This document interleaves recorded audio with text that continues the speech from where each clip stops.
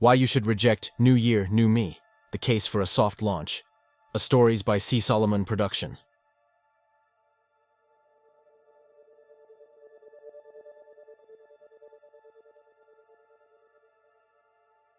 In about 2 weeks, the world is going to scream at you to change. The moment the clock strikes midnight on December 31st, an invisible switch flips. We are told that the person we were in 2025 is no longer acceptable. We are sold the idea of the New Year, New Me. We are sold gym memberships, diet plans, and productivity journals, all promising that if we just hustle hard enough in January, we can finally become the version of ourselves we actually like.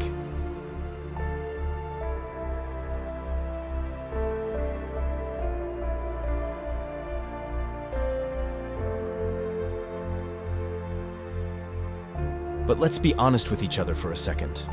Are you actually ready to run a marathon? Or are you just tired? Because looking around, it feels like we are all limping across the finish line of this year. And the idea that we are supposed to wake up on January 1st, in the dead of winter, and suddenly have the energy to reinvent our entire lives? It isn't just unrealistic, it is deeply unkind.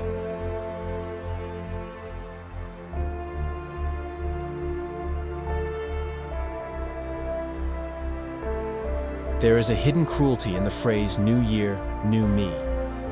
It implies that the old you, the one who survived this year, the one who navigated the heartbreak, the stress, and the long days, needs to be discarded. We treat ourselves like outdated software that needs an update. But you are not an iPhone.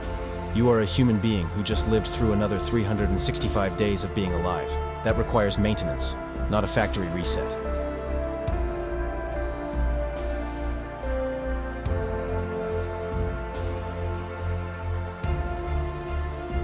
Think about who you were in January of last year.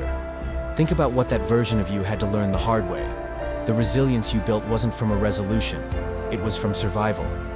To say you need a new you is to erase the credit you deserve for getting through the old one. We don't need to change who we are. We usually just need to heal who we are.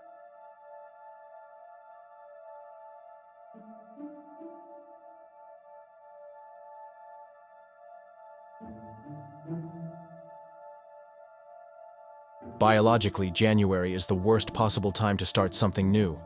We are the only species on Earth that tries to peak in energy during the darkest, coldest month of the year. If you look at history, ancient cultures didn't celebrate the new year in the middle of winter. They celebrated in spring, when life actually returns.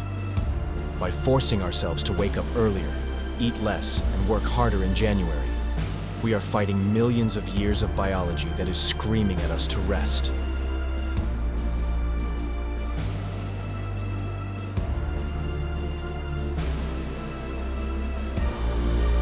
This is why Quitter's Day exists.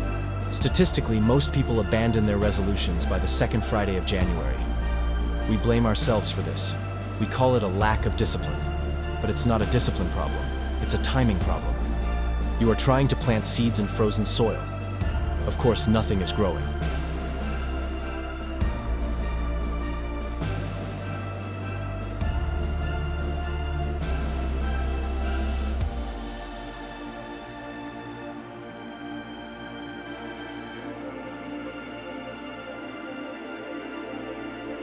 So, I want to propose an alternative for 2026.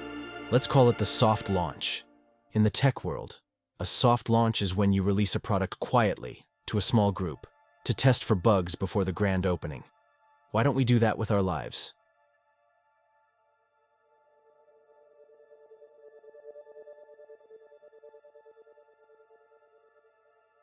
Treat January as a trial month, a month for observation, not action. Instead of setting goals, set a vibe. Instead of a strict gym routine, maybe just try to drink more water. Instead of a strict budget, just try to notice where your money goes. Remove the pressure of perfection and replace it with curiosity. If you skip a day, you haven't failed because you haven't technically started yet.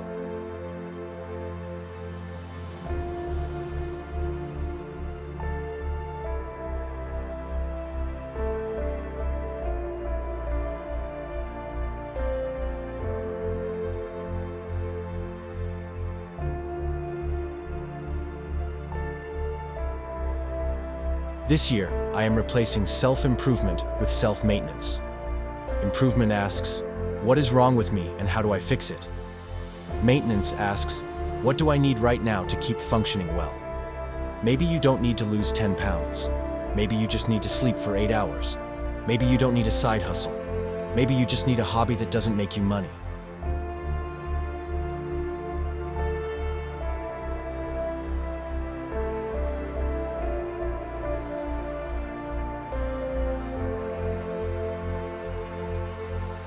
The most radical thing you can do in a society that feeds on your insecurity is to look in the mirror on January 1st and decide that you are already enough, that you don't need to earn your place in 2026.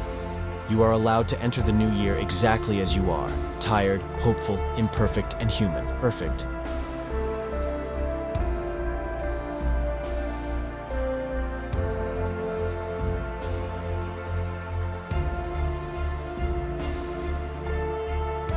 So, if you see everyone sprinting on New Year's Day, do not feel guilty for walking. Let them run.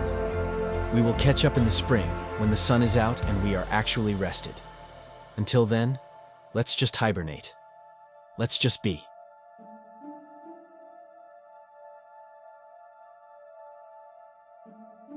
If you are opting out of the New Year, New Me madness, let me know in the comments.